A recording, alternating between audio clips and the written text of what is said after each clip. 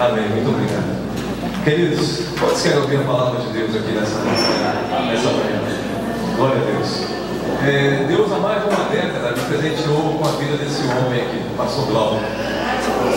Muitos anos, né, pastor? A gente tinha cabelo pretinho, né? Tinha. Mas aí, por alguns motivos, né, direção de Deus, nós acabamos nos afastando e nos reencontramos agora. 2 meses, né, pastor? Posso ficar um mês, né? E foi tremendo, foi maravilhoso. Esse homem que é um instrumento de Deus, vocês verão. É um homem profundo nas Escrituras. Eu tenho certeza que Deus tem hoje para nós uma palavra no coração dele, amém? Então vamos receber de pé esse anjo do Senhor, esse príncipe de Deus. Vamos orar pela vida dele. Depois ele vai estar aqui apresentando a família. Amanhã ele está fazendo aniversário, é por isso que a família não está aqui, ficou lá preparando. Mas ele nos presenteou, nos brindou com essa possibilidade de estar aqui com a gente nessa manhã. E por meio dele eu creio que Deus irá falar com a gente. Pai, obrigado, Deus. Obrigado por esse cuidado pessoal, especial, Pai, sobrenatural, que o Senhor tem, Deus, para com o teu povo e para com a tua igreja. Prova disso, Pai, é isso que o Senhor tem feito nesses últimos dias.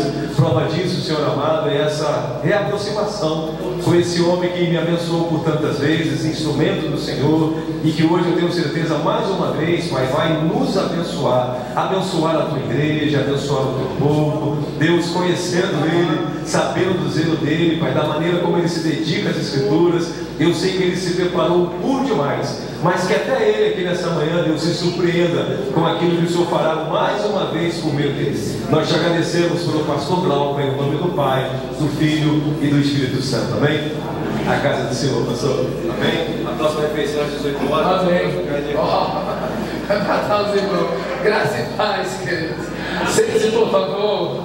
Uma alegria estar aqui, como o pastor Magno disse, minha esposa não pôde estar, e a nossa família, estamos amanhã fazendo 34 anos, a igreja está completando 34 anos, então, imagina a correria que estamos, né? Deixa eu fazer um resuminho aqui. Meu nome é Glauco, eu sou pastor há 30 anos, está fazendo agora dia 8 de dezembro, e também 30 anos de casado, agora no dia 26 de novembro. Nós casamos e 8 dias depois estávamos no Chile, moramos lá 2 anos para estudar as Escrituras Sagradas, e depois 7 anos de casado veio a Isabelle, nossa menina, está com 22 anos e está finalizando farmácia aqui na UNB, aqui não, né? Lá na UNB. E o Mateus veio depois, esse menino tão especial da nossa vida. Mateus tem 19 anos, tem autismo, é o nosso filhão, nosso bebezão, né? Um menino maravilhoso, e nós louvamos muito a Deus pela vida deles, eles são tão preciosos para nós. E há 24 anos, há 24 anos, tá vendo? A gente vai ficando velho, as contas vão ficando mais difíceis. Há 24 anos eu estou pastoreando a Igreja de Cristo em Samambaia, ali perto do Hospital de Samambaia. Mas, como no ministério, vamos fazer 30 anos agora, porque também estivemos como pastores na Igreja de Cristo em Taguatinga. Então, um privilégio estar aqui, né, estar com vocês e meditar sobre uma verdadeira família cristã. Pergunta para a pessoa que está do seu lado: nós somos uma família verdadeiramente cristã? Pergunta aí. Não apenas ir à igreja, mas uma família verdadeiramente cristã. Esse é o tema que eu gostaria de meditar com você. Eu gostaria que você amavelmente abrisse a sua Bíblia no livro de Efésios, no capítulo 5. Livro de Efésios, capítulo 5. Esse é o texto nas Escrituras Sagradas do Novo Testamento que mais fala, mais extenso e mais profundo sobre família. Por isso que ele também é muito utilizado. E o que a gente geralmente faz com textos que a gente sabe, ou já ouviu muitas vezes, ou sabe de memória, a nossa tendência é sermos um pouco negligentes com esse texto. Ah não, é a oração do Pai Nosso, então a gente fala assim rapidamente, sem pensar mas são textos extremamente ricos, profundos, e que a gente tem que ter todo cuidado para não passar por cima deles pelo fato já de tê-los memorizado ou já ter ouvido algumas ministrações naquele texto. Então tem muito cuidado para a gente poder absorver o melhor do que o texto tem para nós. De fato, a família, de um modo geral, tem passado por uma situação muito delicada nos últimos anos, nas últimas décadas. Tem sido bem difícil para a família, não tem sido algo muito fácil, muito simples, e muitos ataques têm acontecido, e a igreja, as famílias cristãs não estão isentas dessa situação. Nós temos enfrentado muitos desafios dentro da igreja, de um modo geral, no mundo ocidental, que nem sempre estamos conseguindo responder à altura, nem sempre estamos conseguindo responder aos grandes desafios que temos, e isso tem levado a família cristã, a família evangélica brasileira e no mundo ocidental a um nível de crise que é real, ok? Que é real, e a gente precisa entender o fenômeno que está acontecendo na nossa cultura, na qual estamos inseridos, e ver como esses fenômenos, esse movimento cultural afeta a nossa família, ok? Então a gente precisa entender esse fenômeno aí que está acontecendo, e como isso tem afetado a nossa vida, e como nós devemos ser uma família verdadeiramente cristã, ok? Uma verdadeira família cristã. E o nosso texto está aí, versículo 16, diz assim o texto sagrado: tenham cuidado com a sua maneira de viver, que não seja como insensatos, mas como sábios, aproveitando ao máximo cada oportunidade, porque os dias são maus. Portanto, não sejam insensatos, mas procurem compreender qual a vontade do Senhor. Não se embriaguem com vinho, no qual leva a libertinagem, mas sejam cheios do Espírito, falando uns com os outros com salmos e hinos e cânticos espirituais, cantando e louvando ao Senhor de coração, sempre dando graças ao Deus e Pai por todas as coisas, em nome do nosso Senhor Jesus Cristo, sujeitando-vos uns aos outros no temor ou na obediência a Cristo. E então ele vai falar da família. Essa igreja, a igreja de Éfeso, é a maior igreja do mundo nesse momento, ok?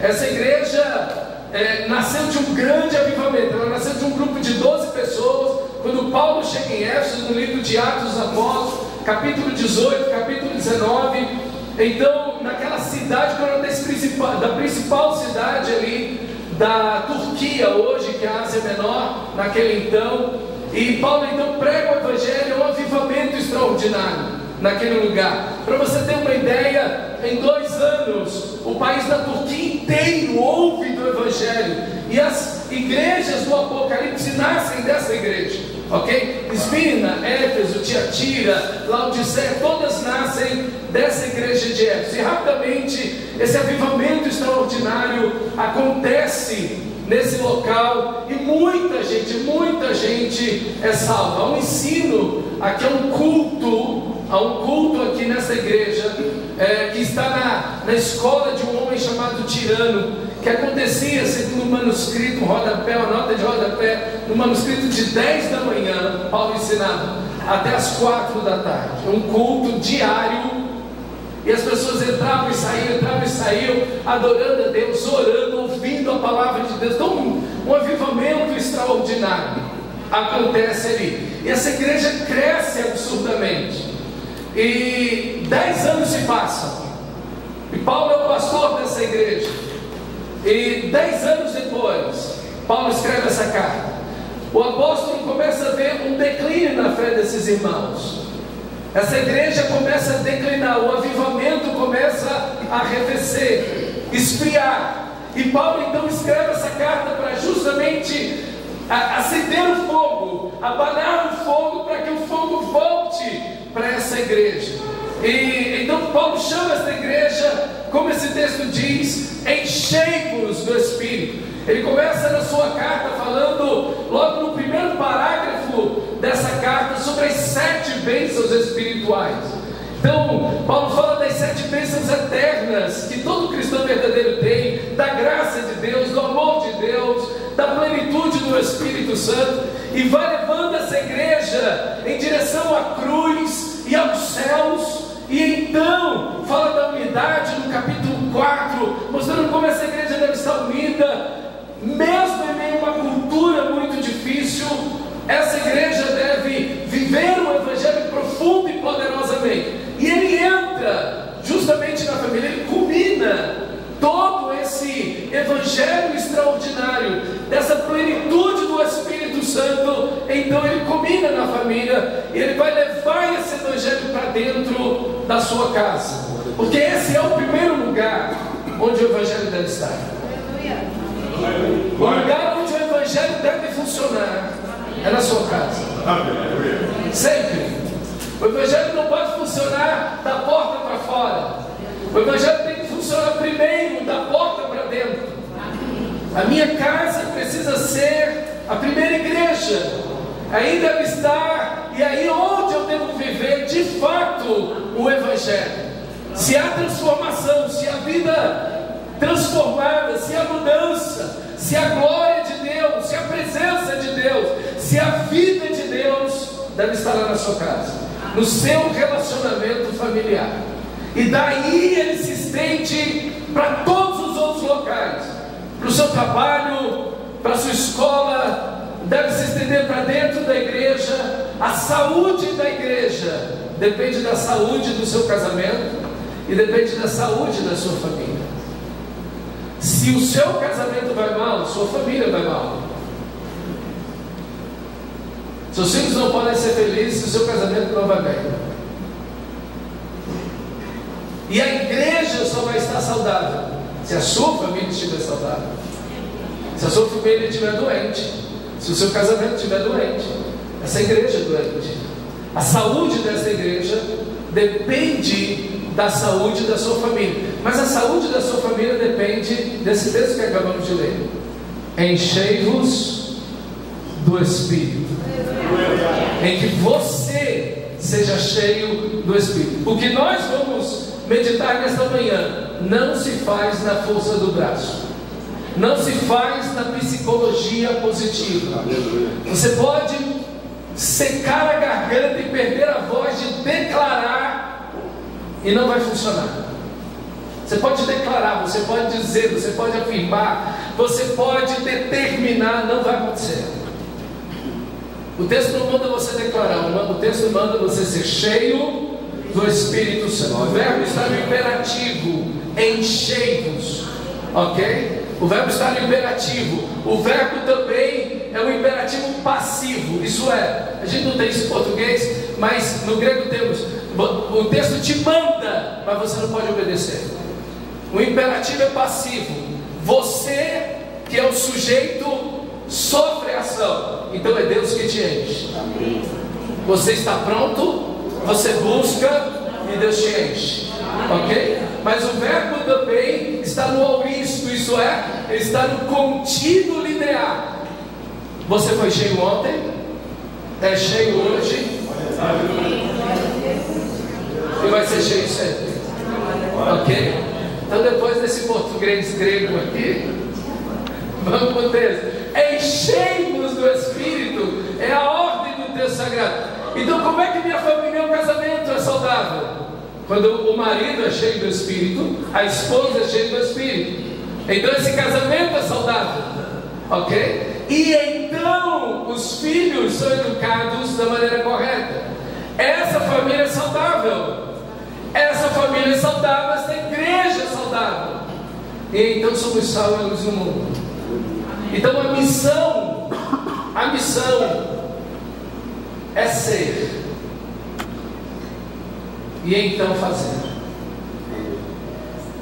A missão é ser. Vocês são o sal da terra, e vocês são a luz do mundo. Não está dizendo para você salgar a terra, e nem para acender a luz.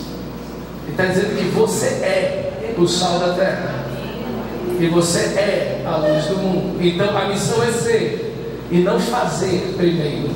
A gente está muitas vezes preocupado em fazer. A gente precisa ser.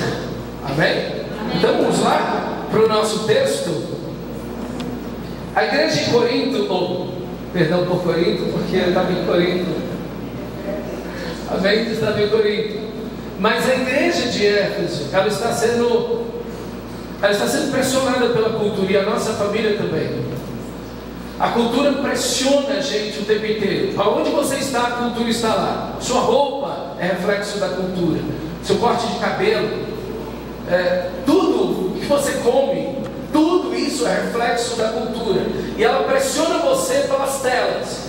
Celular, smartphone, tablet, iPad, computador, televisão, séries. Tudo isso impõe a cultura a mim e a você. E existem coisas boas na cultura, mas muitas coisas na cultura é pós-cristão, é anticristão, e vai de encontro aos valores do reino de Deus, ok? Então nós precisamos estar com os nossos olhos abertos para entender o que dentro dessa cultura onde estamos inseridos, aquilo que é proveitoso e correto diante das Escrituras Sagradas, e aquilo que a gente deve dizer: opa, isso aqui está fora, isso aqui não dá, isso aqui não encaixa, ok? Dentro dos valores e dos princípios da palavra de Deus. Por isso que a Bíblia sempre vai falar da cultura onde estamos inseridos, e como nós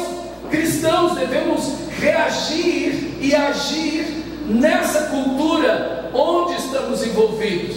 E a cultura em que nós estamos está marcada especialmente pela ideia do hiperindividualismo, do entretenimento, do prazer no centro de tudo. O que importa é ser feliz.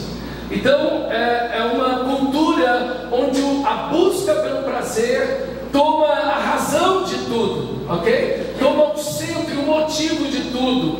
E essa cultura que nos leva nessa direção nos aparta, nos afasta, por exemplo, de um sacrifício no reino de Deus, de uma busca por Deus, não pela pessoa de Deus, mas por aquilo que Deus tem para nos dar e oferecer. É o que nós vemos hoje, a cultura do blessed, é a cultura do abençoado, né? Eu venho para ser abençoado, eu quero ser abençoado. Então a fé cristã se resume muito a essa ideia do ser abençoado, e a vida cristã está muito para além disso, ok? As bênçãos, elas estão, mas nós não estamos em Cristo simplesmente pelas bênçãos. Elas fazem parte da vida cristã, mas o propósito de Deus para a sua vida é transformar você em Cristo. Então a família, ela está centrada dentro da nossa cultura no prazer. A vida das pessoas está centrada no prazer. Mas quando nós lemos o texto bíblico, uma família verdadeiramente cristã, ela está centrada em Cristo. Olha o seu texto aí. Sujeitando-vos uns aos outros no temor de Cristo. E agora ele vai falar para as mulheres. Ele vai dizer: esposas, cada uma de vocês deve estar sujeita ao seu marido como ao Senhor. E ele vai dizer: o marido é a cabeça da esposa, como também Cristo é o cabeça da igreja. E assim ele vai dizer: marido, ame a sua esposa como Cristo amou a igreja. E ele vai dizer para os pais, dizendo: eduque os seus filhos no temor do Senhor. E ele diz para os filhos: filhos, obedecei aos seus pais no Senhor. Veja, o Senhor é o centro de tudo. Tudo na família Bíblia tem como centro a pessoa de Cristo, a palavra de Cristo, a verdade de Cristo, os princípios de Cristo, a cruz de Cristo. Cristo é o centro de todas as coisas, e Ele deve ser o centro da nossa vida, Ele deve ser o centro da nossa família. Essa é a primeira característica de uma família verdadeiramente cristã. É uma família que está centrada em Cristo. É uma família que Cristo, a palavra de Cristo, ela é o centro e o ponto onde tudo nasce, onde nós convergimos para a palavra, onde nós vivemos a palavra de Deus. As nossas decisões, as nossas escolhas, tudo deve estar centrado na palavra. As nossas dúvidas, as nossas lutas, sofrimentos, as decisões que temos que tomar, nós tomamos de nós mesmos, mas tomamos pela palavra de Deus, porque como diz o Salmo 18, o caminho de Deus é perfeito. A palavra do Senhor é provada, isso ela é experimentada, é a verdade. A tua palavra é a verdade. Então, uma família verdadeiramente cristã é uma família centrada na palavra de Deus, onde todos têm Cristo como seu ponto referencial. Quando Cristo é o ponto máximo e o objetivo primeiro de todos, E aqui a gente entra logo no conflito com a cultura, porque ele vai dizer: esposas, cada uma de vocês deve se sujeitar ao seu marido como ao Senhor. Quando você ouve isso, o que acontece com você, irmã? Os homens estão dando glória a Deus. Se você for no boteco, olha para mim, se você for num boteco, perto da sua casa, e perguntar para o primeiro bêbado daquele boteco, me cita um versículo da Bíblia, ele está esse: mulheres, esposa, seja submissa ao seu marido. Ele pode não saber de nada, mas ele sabe desse versículo. Quando você ouve isso, isso choca exatamente com o aspecto cultural que nós estamos vivendo do feminismo. Nunca na história da humanidade nós tivemos um movimento como esse que estamos tendo agora. O feminismo sempre existiu. Na realidade, parte da queda está conectada a essa ideia do feminismo. Seria um pouco difícil, complicado de explicar, mas para resumir, quando o Senhor diz para Eva: olha, o teu desejo será para o teu marido, ele te governará. Não porque Deus quer que isso aconteça, porque quando Deus criou Adão e Eva, os criou iguais. Essa é ossos dos meus ossos, carne da minha carne, olhando ela nos olhos. Não tem ninguém maior e menor no Éden.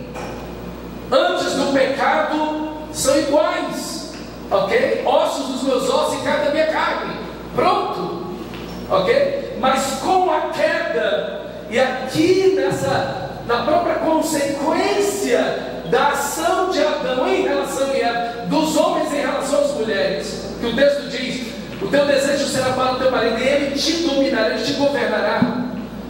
A ideia do texto é um trocadilho aqui no hebraico, que mostra que o desejo de Eva era controlado.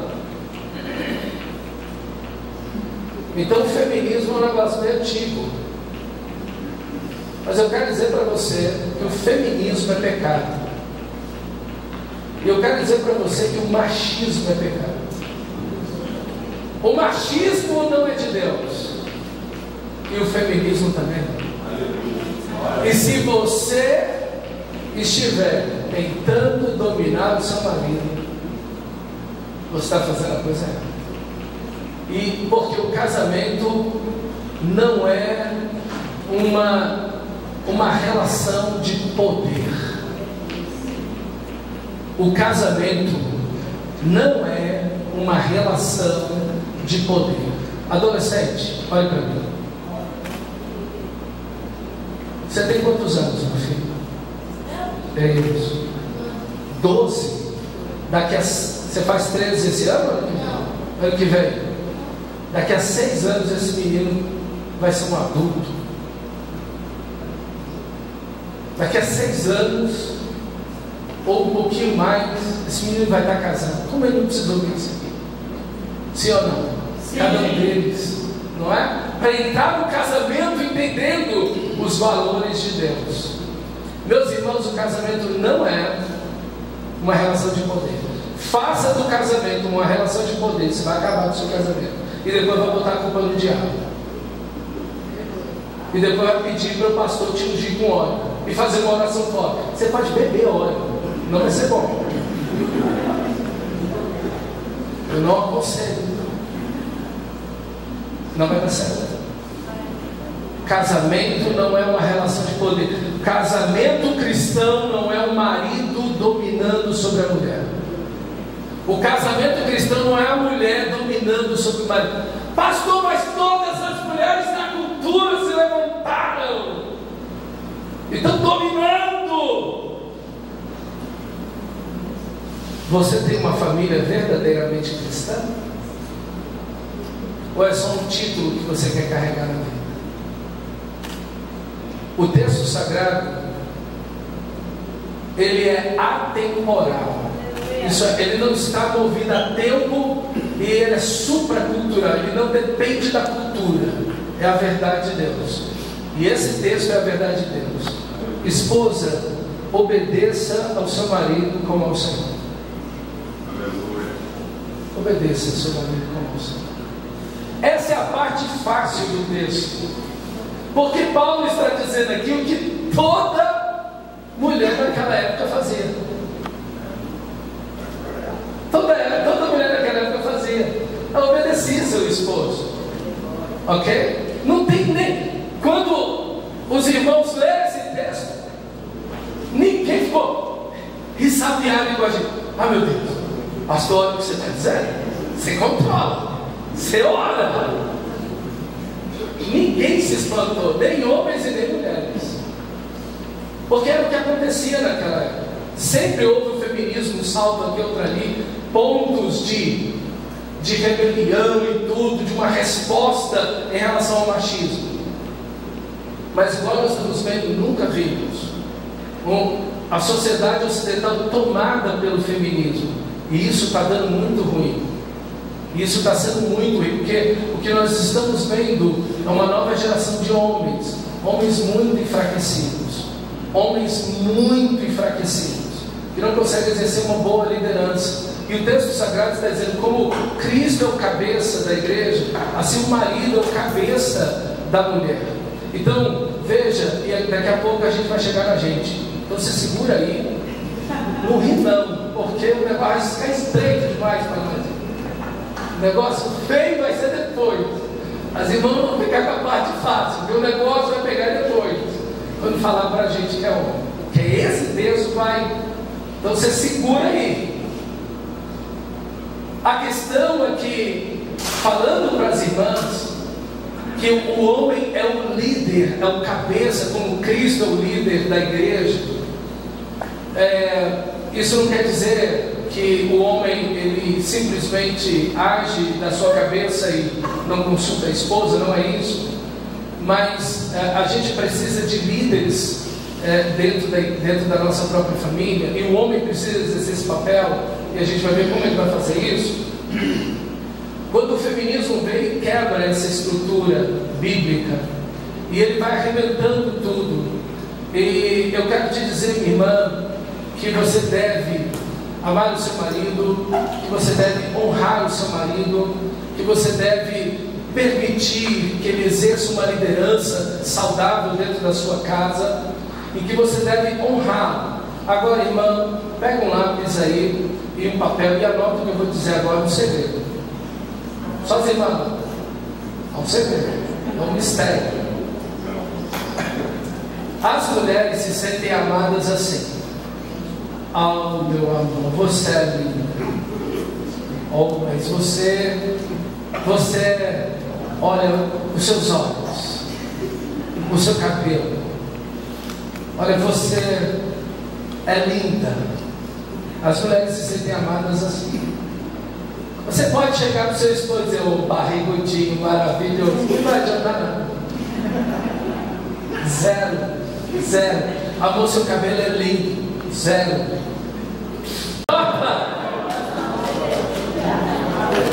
Ele vai dizer que perdeu o timer do negócio. Você anota para ele. Anotou o seu, anota dele. A autoridade é servir. Lembra de Jesus falando? O Filho do Homem não veio para ser, mas para e dar a sua vida. Por quê? Pela igreja, em resgate por muitos. Ame aí, marido, ame a sua esposa como Cristo amou a igreja, e como Cristo se sacrificou pela igreja, você se sacrifica pela sua esposa. Sacrifício, irmãos. Homens, sacrifício. Homens, sacrifício. Um homem que se sacrifica pela sua esposa, que ama a sua esposa, que serve a sua esposa, que se sacrifica pela sua esposa. Esse é um homem cristão. Homem cristão não é um título. Não é um título que a gente cai. Eu sou um homem cristão. Não. Homem cristão não é um título. Homem cristão é alguém que está servindo. É assim que vocês têm que educar seus filhos. É assim que você tem que educar seu menino, para ele ser um bom marido, um marido cristão. Então, nós homens exercemos a nossa autoridade servindo. Nós homens exercemos a nossa autoridade fazendo a vida da nossa esposa a melhor vida possível, fazendo a vida dos nossos filhos a melhor vida possível. E isso inclui dizer sim, isso inclui dizer não, isso inclui dizer o caminho é esse, seguimos por ele. Porque quem disse essa frase aqui foi um homem, não foi uma mulher. Eu e a minha casa. Quem disse essa frase foi um homem, não foi uma mulher. Ele disse: eu e minha casa servimos ao Senhor. Ele mostrou o caminho, nós vamos seguir o Senhor. Ok? Esse é o homem.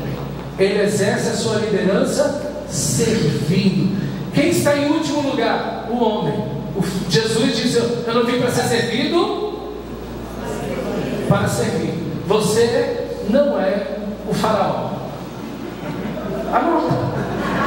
Essas pérolas a gente anota.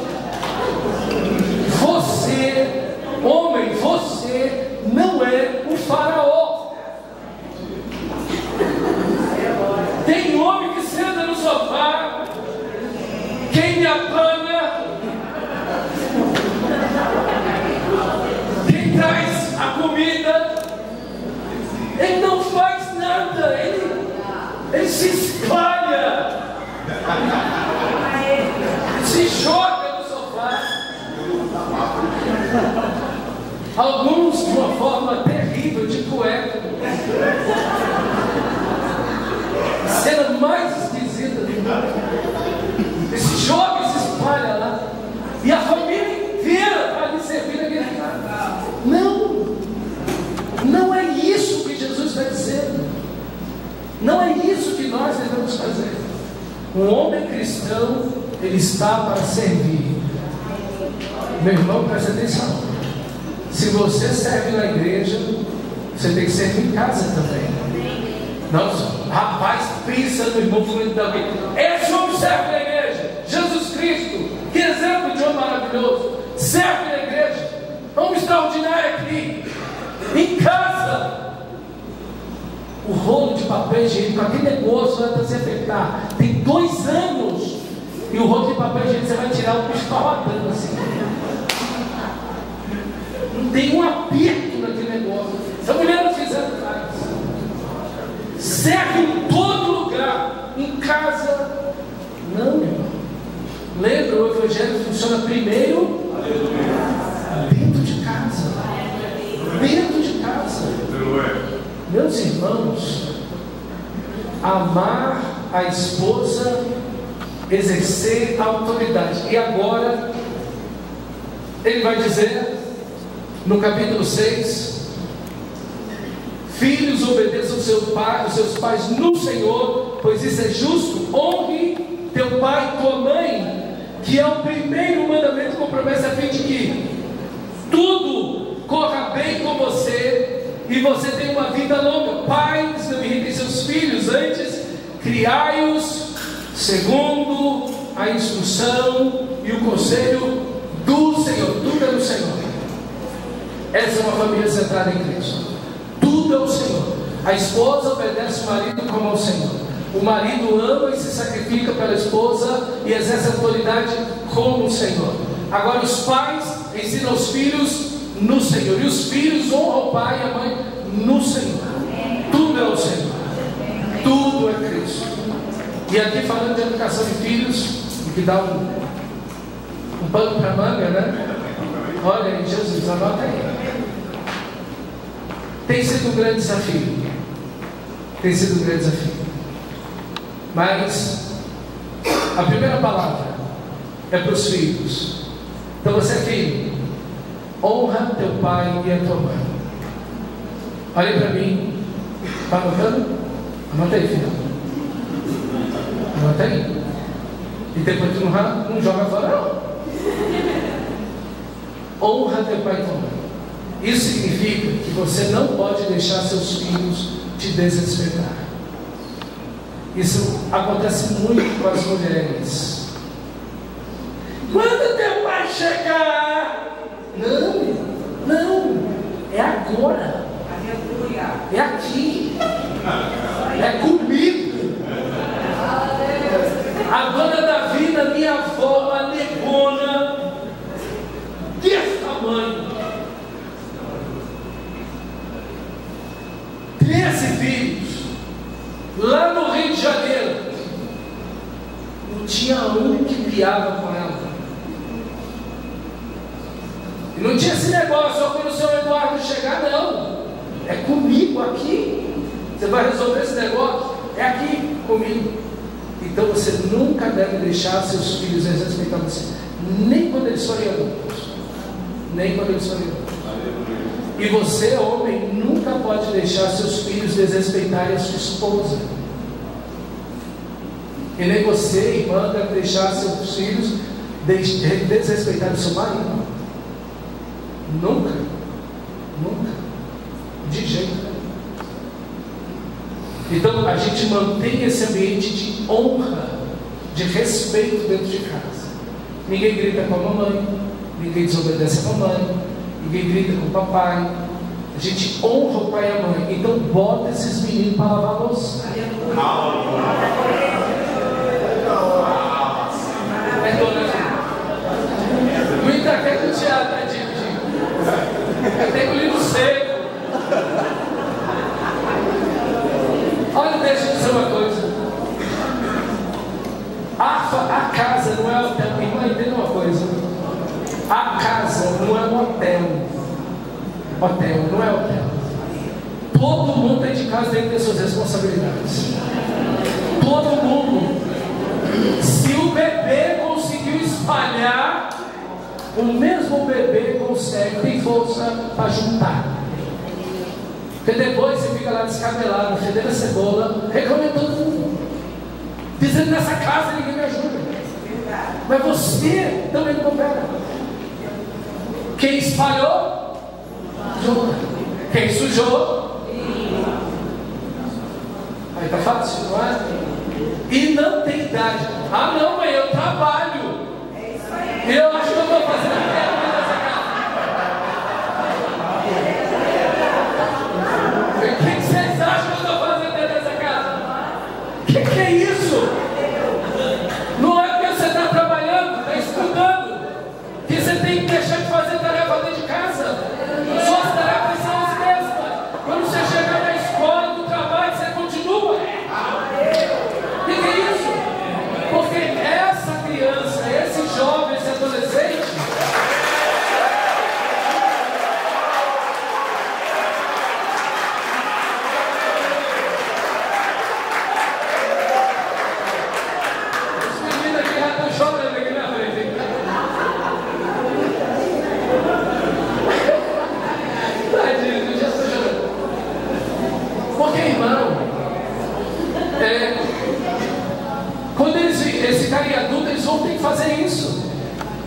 Você vai para o trabalho, faz um monte de coisa, depois você volta. E você tem que ter outra jornada dentro de casa. E o marido já chega lavando, ajudando, arrumando, cuidando. E aí a esposa chega, juntando, arrumando.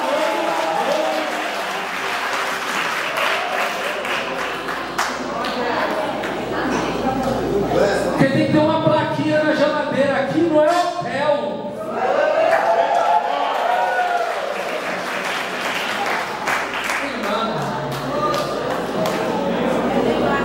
Você trabalha o ano inteiro. Você trabalha o ano inteiro. Paga logo grátis. Você passa uma semana. Igual um faraó. Na beira da piscina, a pessoa vem lá e te serve. Você chega no quarto, já está limpo. Está tudo arrumadinho. Já pai com o seu almoço sozinho. Está tudo arrumado. Você passa uma semana assim. Você ralou 53 semanas. Vai ficar uma semana igual Marajá. Casa não é hotel. Todo mundo trabalha, todo mundo faz. E todo mundo tem que fazer tudo. Porque se Deus chamar teu filho para ir para um outro estado, para um outro país, ele sabe se virar. Ele sabe passar, lavar, cozinhar, arrumar. Ele sabe fazer tudo. Um menino tem que saber fazer tudo dentro de uma casa. Uma menina tem que saber fazer tudo dentro de uma casa. Tudo. Bote seu filho para randomizar. A tarefa da semana, o fulano, beltrano e ciclano, cada um toma uma tarefa. Na semana seguinte muda as tarefas. Randomiza esse trem. Ah não, eu só tiro o lixo dessa casa. Não faço mais nada nessa casa. Só tiro o lixo. Quer dizer que sua vida é só tirar lixo. Quando você for morar em outro lugar, você só vai tirar o lixo. O resto, todo mundo dentro de uma casa tem que saber fazer. E eu quero dizer para vocês que isso vai ser uma bênção na vida dos seus filhos. Meu pai é major bombeiro, aposentado.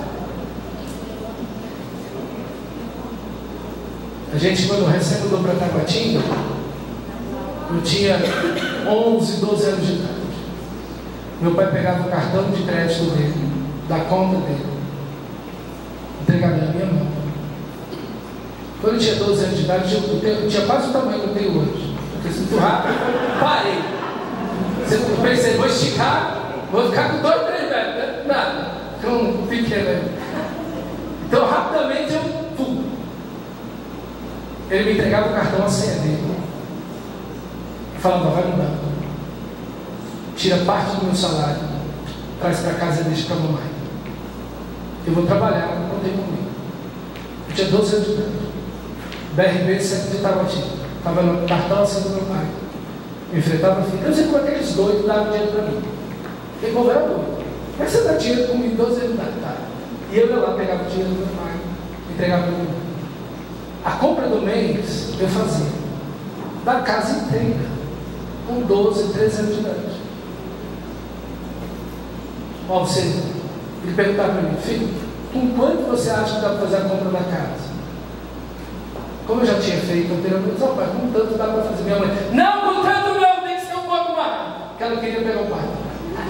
Aí, mulher, então, e a gente ia, fazia a compra do mês inteiro, para a casa inteira. Lavar, cozinhar, passar. Quando eu tinha 21 anos, eu estava no Chile. Precisei de tudo isso. Estava pronto. Porque fiz quando eu era adolescente. Oh, mamãe, o meu bebê. O menino da mamãe. Cuide, o cara tem 30 anos, cara.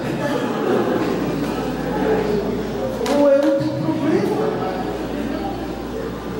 Não vai matar ele, não. Deixa esse cara ralar lá dentro de casa. Deixa ele fazer. Não importa se ele tem 10, 7, 20, não importa. Deixa ele fazer. Isso, inclusive, vai colocar na cabeça dele: olha, como a minha mãe trabalha. Como é difícil esse negócio de ficar em casa. E o pior é final de semana. Que a mulher trabalha mais.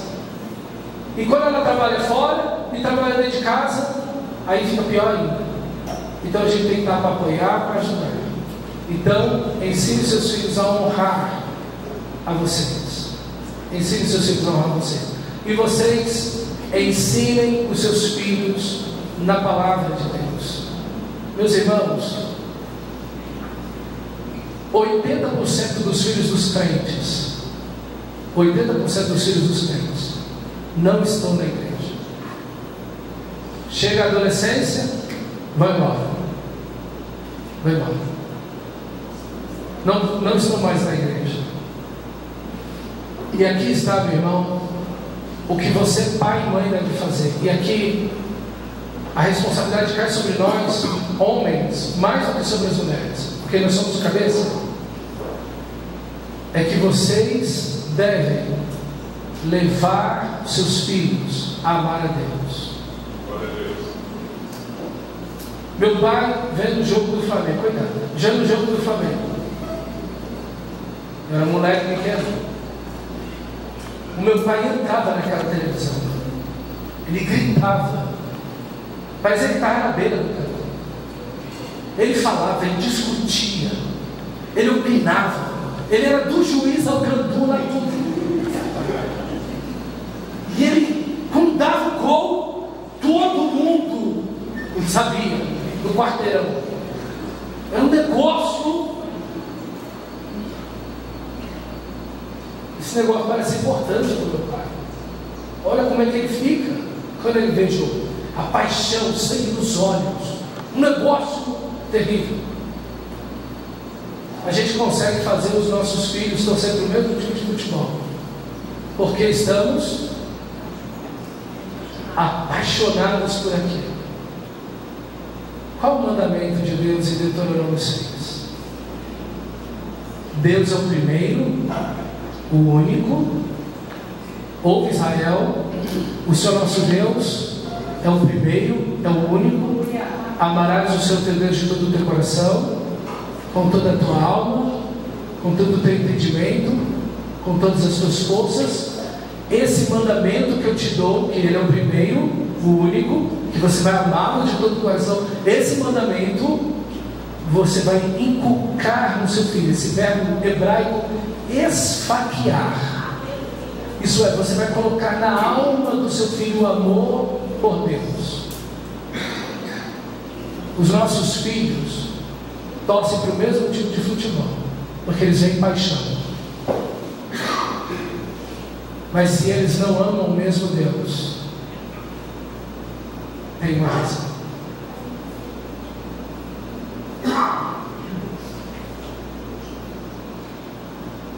Meus irmãos, você pode dar diplomas para o seu filho, ele pode passar nos melhores concursos públicos do Brasil, mas o que Jesus disse? O que adianta um homem ganhar o mundo inteiro e perder a sua alma? A coisa mais importante que você vai deixar para o seu filho não é estudo. É uma coisa muito importante, mas não é uma coisa mais importante. O que é de mais importante para a vida do seu filho é a salvação dele em Cristo Jesus. É você colocar o amor e a paixão por Deus no coração do seu filho. Queremos ganhar a cidade para Jesus. E os nossos filhos? Ler a Bíblia com eles, ler a Bíblia para eles, orar com eles. Como o texto diz, você vai falar desse amor, dessa paixão, ao levantar, ao deitar, no caminho, indo, voltando, trabalhando. Não importa, você vai mostrar essa paixão por Deus que você tem. Você vai fazer o seu filho se apaixonar por Deus. Se apaixonar por Deus. Essa é a nossa missão. Essa é a nossa missão. Fazer os nossos filhos amarem a Deus de todo o coração. Não estamos conseguindo fazer isso. 80% dos filhos dos crentes estão lá fora, sem Cristo, perdidos. Nunca tiveram a experiência do novo nascimento. nunca tiveram experiência do novo Messias, não se apaixonaram por Deus, não amam a Deus de todo o coração, não estão salvos, estão totalmente perdidos. E a gente precisa olhar para dentro da gente mesmo e dizer: quanta paixão existe no meu coração por Deus, porque é exatamente isso que é a missão. Eu amo a Deus, Ele é o primeiro, Ele é o único, e eu amo de todo o meu coração, e vou transmitir isso aos meus filhos, esse amor, essa paixão. Meu irmão, esse é o nosso chamado, essa é a tarefa mais importante da sua vida. Como você leu, o Deus, como ele disse: eu sou o Deus de Abraão, de Isaac e de Israel, de Jacó. Ele é o Deus do Pai, Ele é o Deus do Filho e o Deus do Neto. Ele é o Deus geracional. É o Deus que de geração em geração vocês acabaram de cantar. Em 1000 gerações. Em 1000 gerações. Mas e essa geração? Seus filhos. Você está lendo a Bíblia com seus filhos? Está alimentando seus filhos com a palavra de Deus? Está levando seus filhos a amar a Deus? Como seus filhos vão lidar com a pornografia que está aí? Quando o coleguinha mostrar o celular, o que seu filho vai fazer? Você não está lá. Você não vai estar lá. Primeiro dia da faculdade da minha filha na UNB. Primeira coisa que fizeram no primeiro bandejão. Depois do bandejão, professores e alunos: vamos fumar maconha. Vem, Bel, com a gente. Eu não estou lá. Você não está lá. O que eles vão fazer? Você precisa preparar seus filhos para encarar isso. E eles vão encarar isso como um rapazinho aqui da frente daqui a 6 anos, daqui a 5 anos, daqui a 4 anos, o ano que vem. Estão prontos, foram salvos, nasceram de novo. Você vê a evidência da salvação. Eles amam a Deus, eles leem a Bíblia sozinhos, eles oram, eles estão apaixonados por Cristo. Isso, irmão, isso é a coisa mais importante que você vai fazer na sua vida, porque seu filho precisa da vida eterna. E daqui a 10.000 anos encontraremos os nossos filhos lá, estaremos junto com eles, amando e adorando a Deus. Vamos nos colocar de pé e orar ao Senhor. Está jogando pro ar. Sabe como é que seu marido se sente amado? Anota. Anota. Agora é a hora de você anotar isso, meu. Se anota. Se anota esse negócio. Como o seu marido se sente amado? Como o seu marido se sente amado? Gente, vocês seguram. Como o seu marido se sente amado? Quando ele é honrado. Glória a Deus. Respeitado. Você anotou ou ficou paralisado? Anota esse negócio, mulher. Jesus Cristo. O seu marido se sente amado quando ele é respeitado. Então, minha irmã, nunca grite com seu marido.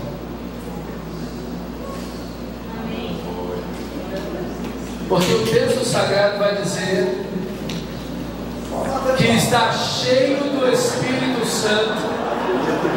Senhor, Jesus Cristo, está só começando. Olha,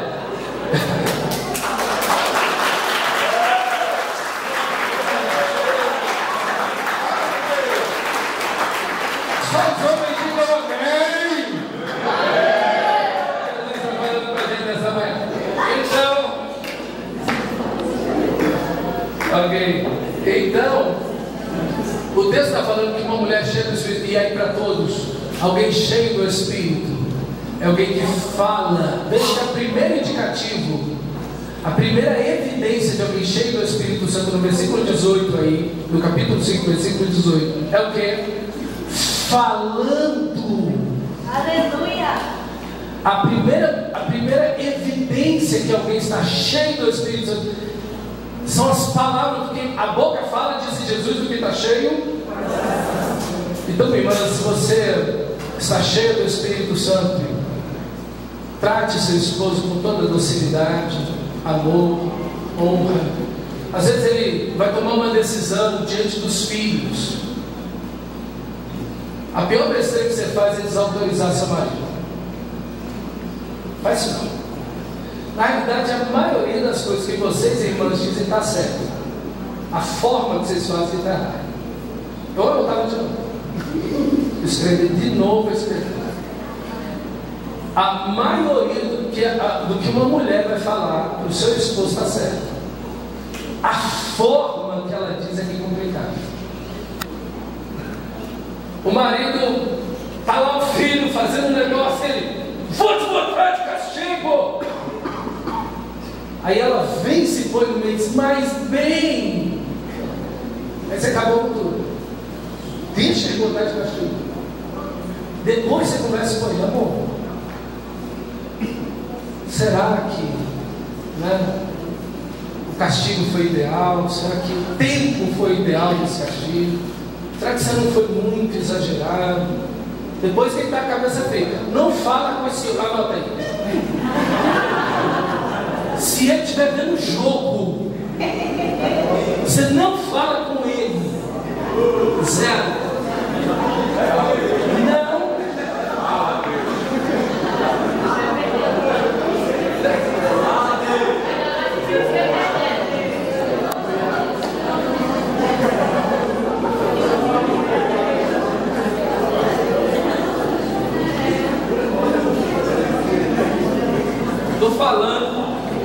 Estou falando que o que vocês têm para dizer é importante, mas a maneira que vocês vão estar errada. Não adianta você falar que esse cara, ele tem um neurônio só. A mulher, ela é multifocal. Uma mulher, ela consegue cozinhar, ouvir música, fazer a sobremesa, dar banho nos meninos e passar roupa.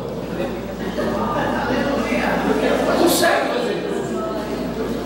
Deus não nos criou assim. Deus não nos criou assim. A gente se completa.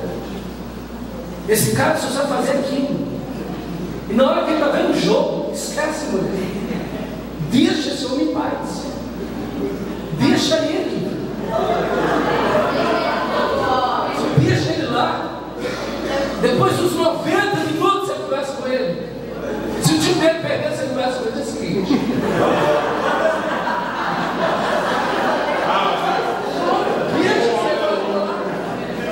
Porque na hora que você tem que escolher o momento, as palavras certas, corretas, no momento certo, não adianta se você não aprender a comunicar com seu esposo, não vai dar certo.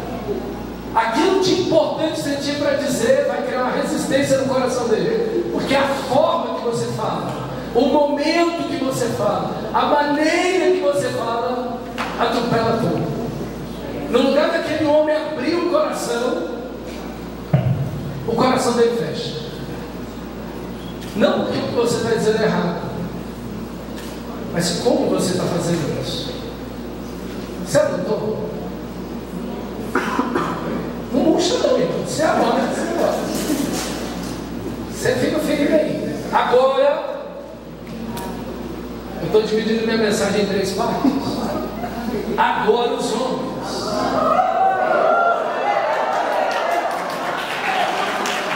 Agora.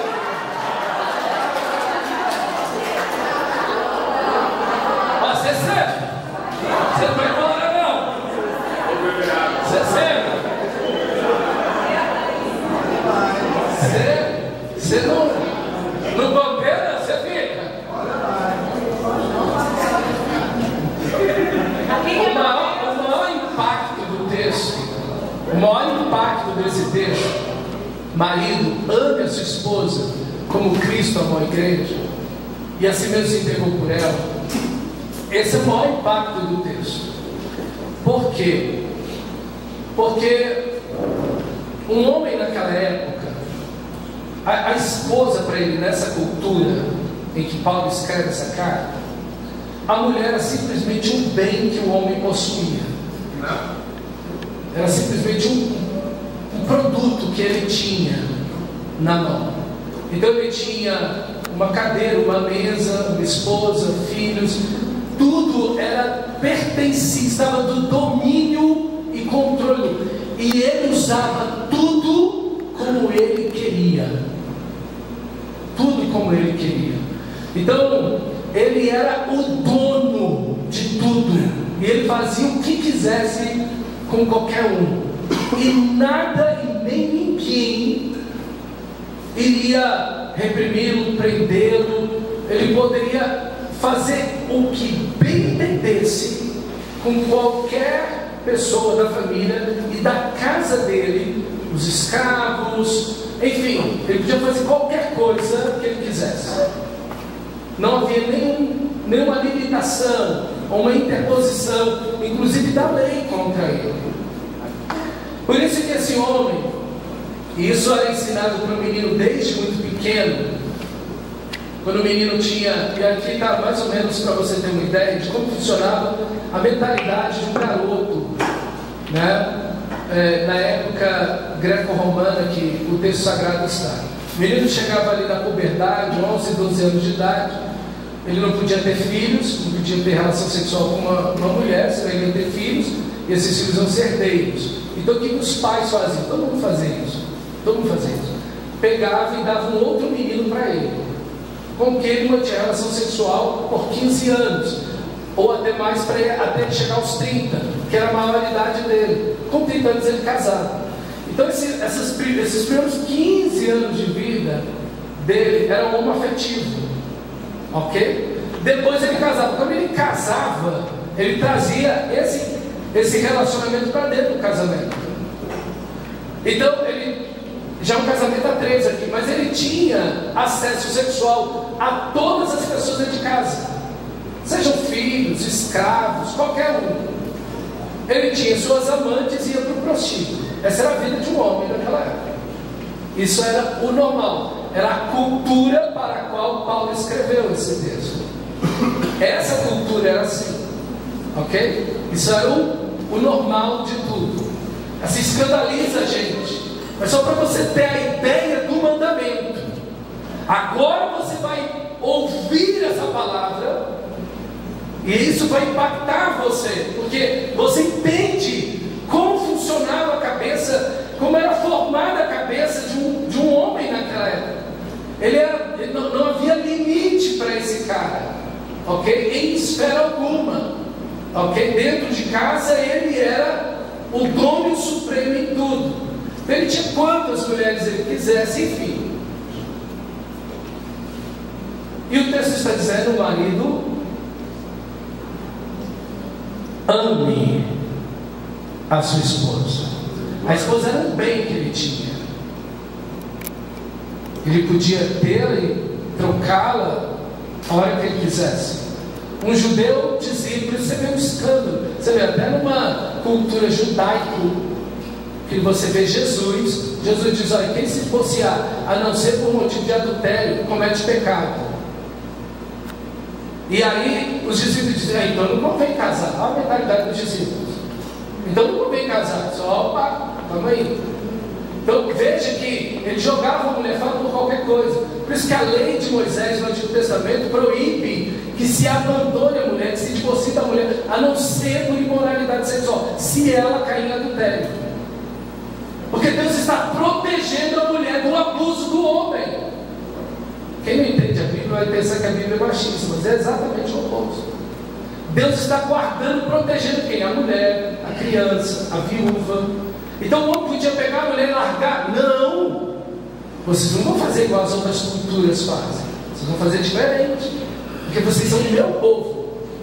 E aquilo que Deus uniu, disse Jesus, e Deus diz em Malaquias: eu odeio o divórcio, porque eu fui testemunha no teu casamento com a mulher da tua juventude, do qual tu está sendo enviado. Por isso minha mão vai pesar em cima de você. Então Deus coloca um parâmetro aqui de santificação e de cuidado do marido com a mulher.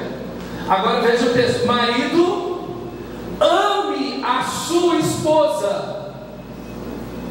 Então a mulher agora, ela sai do nível social de todas as outras mulheres. A mulher cristã sai do nível social, depois da conversão desse homem, do nível social de um objeto, para se tornar o grande amor da vida desse homem. Aleluia. Por que as mulheres desmaiaram ao aplaudir Jesus? Está vendo? Veja, irmãos, e o padrão é amar a esposa como Cristo amou a igreja.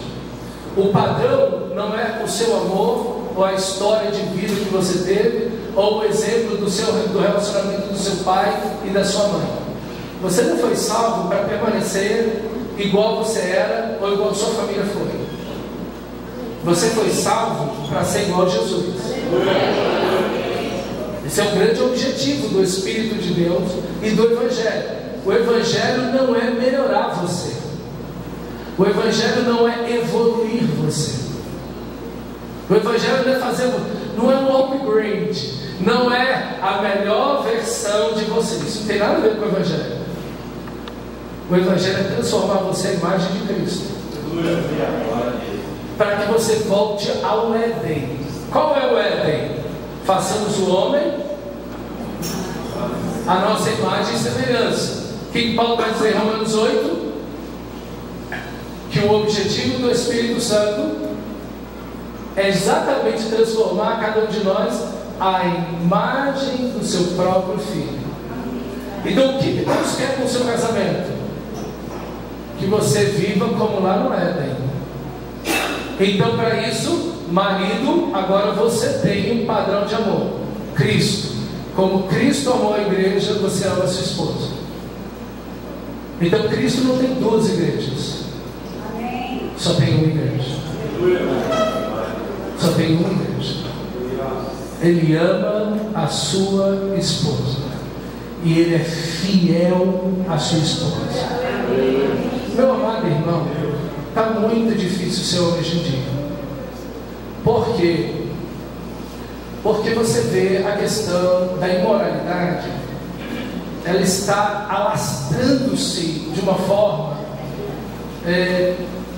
desproporcional. A gente tem um fenômeno da pornografia que a gente nunca viu na história da humanidade. Nunca viu isso na história da humanidade. Não na proporção que nós temos hoje. Então, assim, é difícil ser homem. Você está andando na rua e vê uma dona de lá para cá, e você está indo para lá, e a dona vem com um shortinho, com uma blusinha, e tudo no diminutivo, tudo é inha. E o cara está aqui servindo Jesus, orou de manhã, leu a Bíblia, glória a Deus, ele está indo trabalhar, enfim. E ele vai ver um monte de mulher na rua mostrando tudo, varizes, celulite, tudo, mostrando tudo. Como esse homem vai viver em santidade? Como esse homem vai viver em santidade? Então, meu amado irmão, ame a sua esposa. Ame a sua esposa. Que você busque esse relacionamento com a sua esposa. Pastor, como eu vou amar minha esposa? Bebendo do amor de Deus. Bêbado, enchei-vos do Espírito. É a ordem. Seja cheio do Espírito. Ame a sua esposa. Você bebe do amor de Deus e você ama a sua esposa. Tenha apenas e tão somente olhos para a sua esposa. Lindo texto de Jó, capítulo 30, quando Jó diz: eu fiz uma aliança com os meus olhos de não colocá-lo em nenhuma donzela. Eu não olho para outra mulher, não sei para minha esposa. Eu estou olhando para minha esposa. Eu admiro a minha esposa. Ah não, pastor, que é bonito, é para admirar, é para ver. Vai, é sentar na escola do diabo. Essa é a escola de Satanás. Você cuidado onde você está estudando, porque a escola de Deus é outra. Tem os seus olhos só nos olhos da sua esposa, para a sua esposa. Então pare de olhar a mulher dos outros. Pare de olhar as mulheres da rua. Você vai pecar. Você vai pecar. E o adultério não é o ato. Disse Jesus, é o quê? Não adulterarás. Vocês ouviram, mas eu vos digo: qualquer um que olhar com desejos impuros já adulterou. Então, meu amado irmão, seus olhos apenas na sua esposa. Guarde o seu coração. Guarde as suas atitudes no seu trabalho, na sua escola. Você, jovem, adolescente, cuidado.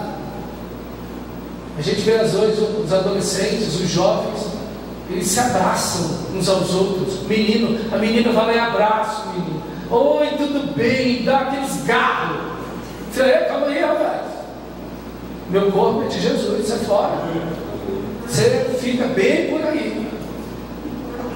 Ok? Então a gente tem que ter cuidado com essas coisas, porque a gente acaba se expondo. Ah, mas todo mundo na cultura faz assim. Cuidado, porque isso vai dar ruim. Esse não é um casamento cristão. Um casamento cristão. Então, nós estamos dentro de uma cultura que alimenta, fomenta, incentiva a imoralidade o tempo todo. Irmãos, hoje, metade dos meninos e meninas de 7 anos de idade, 7 anos, saindo daqui, ó. Saindo daqui. Metade das crianças até 7 anos de idade, metade deles já viu pornografia no celular, segundo as estatísticas. Esse número sobe para 90% aos 10 anos de idade. Pastor, mas eu tenho controle do celular do meu filho. Mas você não controla o celular de 50 coleguinhas dele lá na escola. Uma bobeira. A gente acaba se iludindo, não é? Uma besteira que a gente não está controlando o celular do meu filho. Você está controlando dele, só isso, né? Você não consegue fazer mais. E olhe lá. Então a gente precisa entender que nós vivemos numa sociedade hipersexualizada e que nós precisamos tratar isso seriamente. Nós, homens, estamos diante de grandes perigos. Mas, irmãos, cuidado. As mulheres no mundo que mais consomem pornografia na internet são as mulheres brasileiras, segundo pesquisas internacionais. Então, a pornografia não é um perigo apenas para os homens, é um perigo para as mulheres. E isso está crescendo no Brasil de forma avassaladora. E nós precisamos, como família cristã, pensar sobre esses assuntos, ver biblicamente esses assuntos, entender o que está acontecendo lá fora, o fenômeno cultural. E eu quero dizer para você, aonde a imoralidade tocar, ela vai destruir tudo. Não tem casamento, não tem dinheiro, não tem talentos, não tem nada que sobreviva a isso. Nos Estados Unidos tem muitas clínicas de recuperação para viciados em pornografia, homens e mulheres. Aqui no Brasil a gente não tem isso. Mas eu quero dizer para você que é mais fácil ser livre da cocaína do que ser livre da pornografia. É destruidor. Então é um assunto que a gente já está tocando com as nossas crianças, adolescentes, conversando isso como homens, mulheres. É um assunto extremamente importante e sensível. Vigia, meu amado irmão, minha amada irmã, vigia sobre isso. Nós vamos ter muito cuidado com tudo isso, porque isso tem destruído famílias, tem destruído igrejas, tem destruído a vida de jovens, adolescentes. Isso tem sido destruidor. E fica esse alerta para mim e para você, para cada um de nós, em relação a essa questão da pornografia. É um tema seríssimo que nós precisamos continuar tratando e conversando, ok? Livre-se disso. Pastor, não consigo me controlar. É melhor você ficar sem celular do que você pecar contra o Senhor. É melhor você ficar sem seu celular, sem redes sociais, sem internet, do que você perder sua família, do que você perder sua vida. Nada sobrevive à pornografia. Nada. Nada. O dinheiro, riquezas, talentos, casamento, tudo se perde. Tudo se perde. Ok? Então cuidado com isso, em nome de Jesus. Ele diz: amai a vossa esposa como Cristo amou a igreja. E um aspecto fundamental aqui é que Cristo ouve as nossas orações. E se tem uma coisa que nós maridos precisamos aprender, é ouvir a nossa esposa. Assim como elas não podem falar com a gente quando a gente vai ver um jogo de futebol, se a sua esposa precisa falar com você, você desliga essa televisão. Qual o mais importante? Esse jogo desse timeco,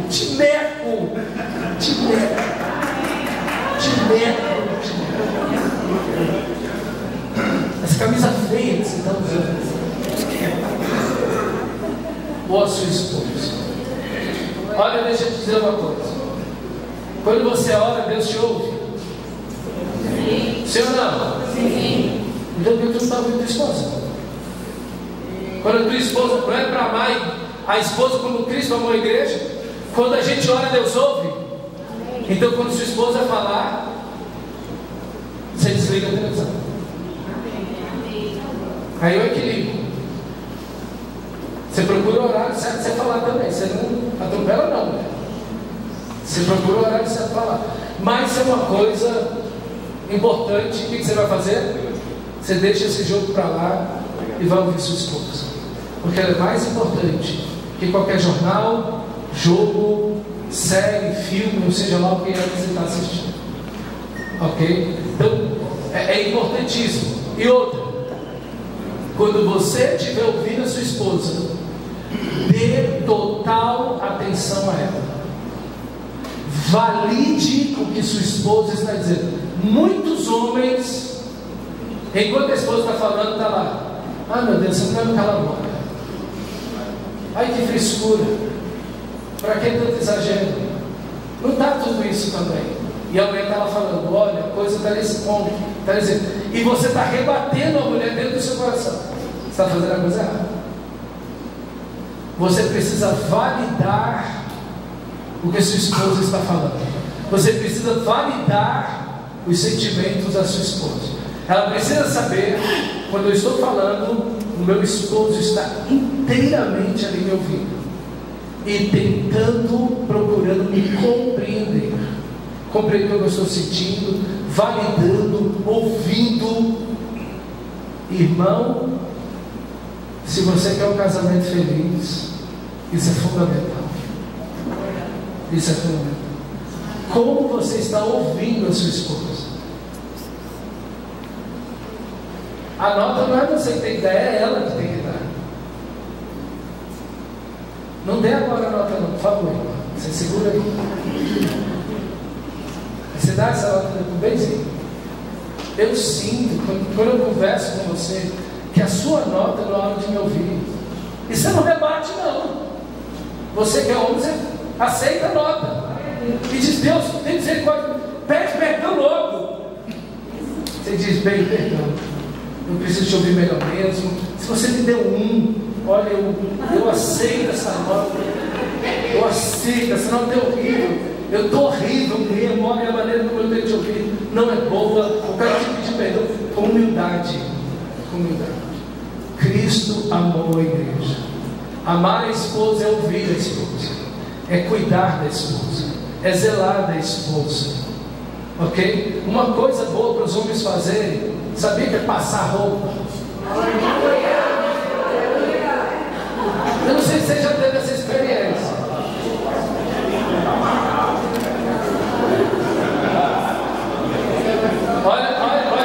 Olha o gol, olha o gol. Tira um dia para passar roupa em casa. Além do sacrifício terrível que é Jesus Cristo, você vai ver a qualidade das roupas das pessoas dentro de casa, a qualidade da roupa da sua mulher, a qualidade da roupa dos meninos. Gente, a gente precisa provar roupa. Jesus Cristo está cheio de bolinha, tem furo. Rapaz, a roupa da minha mulher, essa aqui, eu nem reparo. Eu não reparo nada. Não consegue reparar nada. Aí é que ele vai com a gente.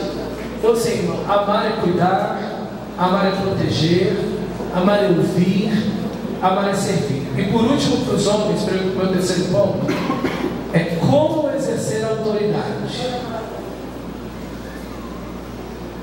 Lembra, eu já te disse que o machismo não é de Deus. Então, como você vai exercer a autoridade? Olha aqui para a natureza. Bom desses lugares. Jesus disse toda a autoridade. Jesus não tem alguma autoridade. Ele tem toda a autoridade nos céus e na terra. Olha para a natureza. Lá está a autoridade de Jesus. Olha lá. Está vendo lá a autoridade de Jesus? O que ele está fazendo?